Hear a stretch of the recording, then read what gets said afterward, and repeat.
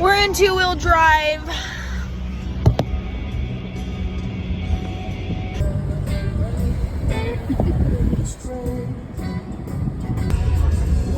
Now we're doing it. Now she's right. There we go. We still would have made it. We still would have made it.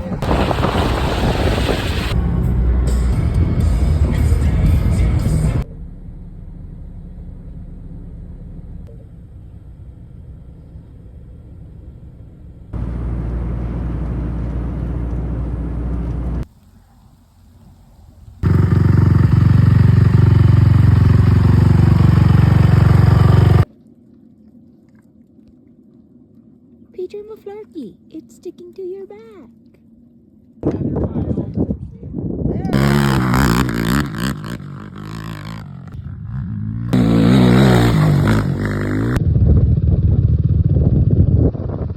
Driving with a full load of bowling balls in his load.